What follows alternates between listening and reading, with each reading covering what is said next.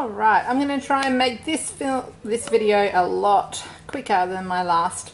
My last video went for about 27 minutes, I think, and was just going through my somewhat extensive household first aid. This is just my car first aid kit, and I realised after filming the last thing I uploaded that I may as well show you my car kit, because I did discuss it a couple of times. And you'll notice in here that you'll recognise a couple of things that I went through when I went in my last video. I have added them to my car kit just to show you the sorts of things I'd add for, say, if we were going on a bushwalk. So, and I think a couple of things are missing from here, namely scissors are definitely missing. I have to add those, they're downstairs. Okay, so what I have here, it looks a bit jumbled.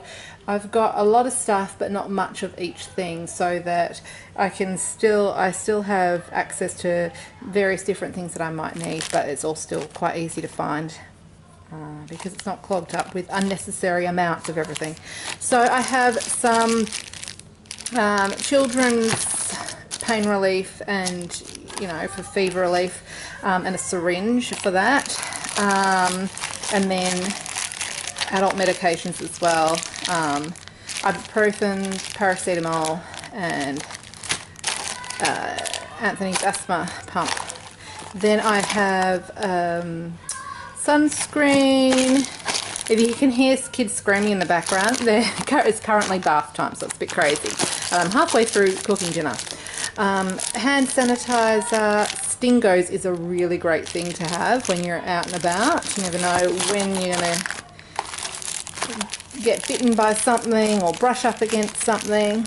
Some non-sterile gloves, the jelly beans, and also the electrolyte shots that you just put into, say, a 500 ml bottle of water, and without any sugar or artificial sweetener, that balances your electrolytes. So that's really important, I think, if you're out and about in the wilderness. And then in here there's just some non-sterile sort of wound care products, as well as another pair of non-sterile gloves, a bit of tape, some antibacterial wipes, various different size band-aids and non-stick gauze,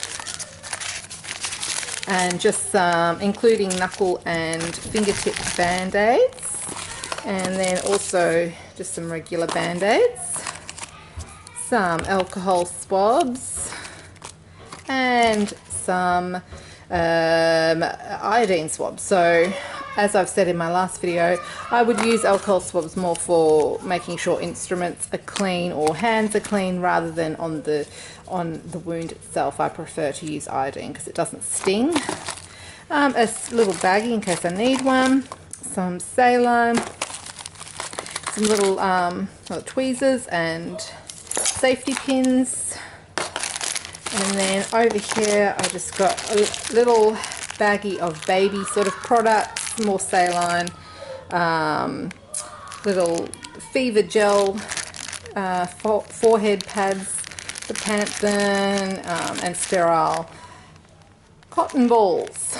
And then I just have a couple of sanitary pads here that can be used for the intended use or for other first aid means. Okay, then here I have a little first aid guide, and I have this. I thought would be good to have because if anyone were to use this and not know CPR but need to do CPR, that is right there for them. And then the little CPR face shield in case you have to give a complete stranger some CPR is just there.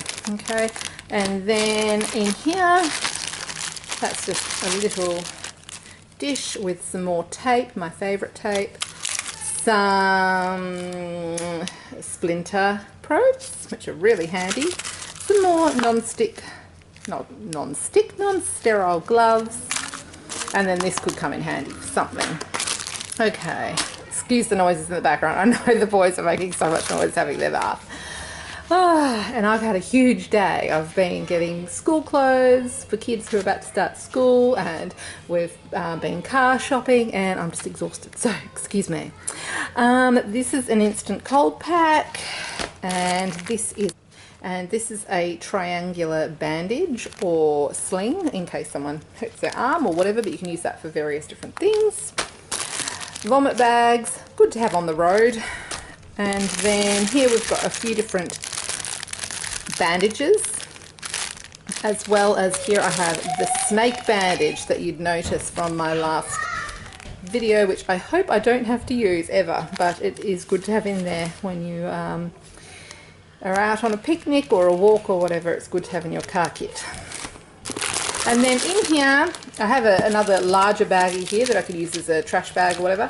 Then this is my sterile gear, okay, in case something more intense happens while I'm out and about. So in here, it's a lot less extensive obviously than the stuff I keep at home. So in here I've got one sterile dressing pack, which includes sterile field, your dressing tray, dressing towel, forceps.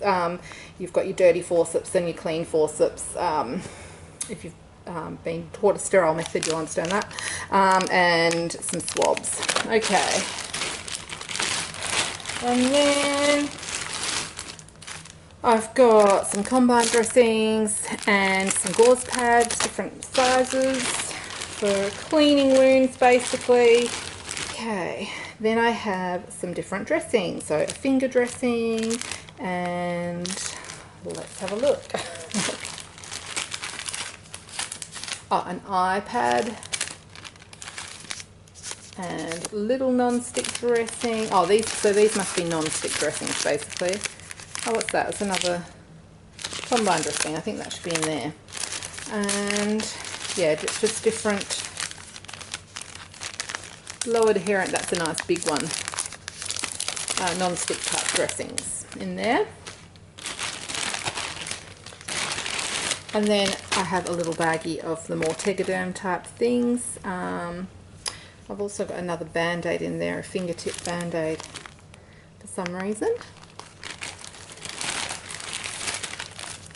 Then I have a little tiny burn sort of pouch with some burn dressing and little burn aid or burn gel sachets. And they can be used for sunburn as well. And then last but not least, I've got various different wound wash or irrigation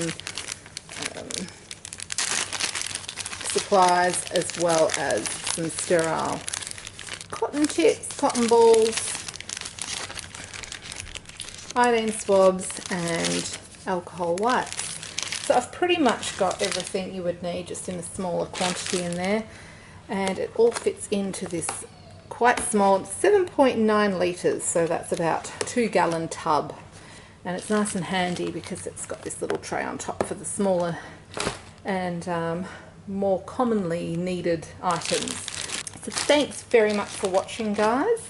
If you liked this and you haven't watched my previous video, go ahead and do that.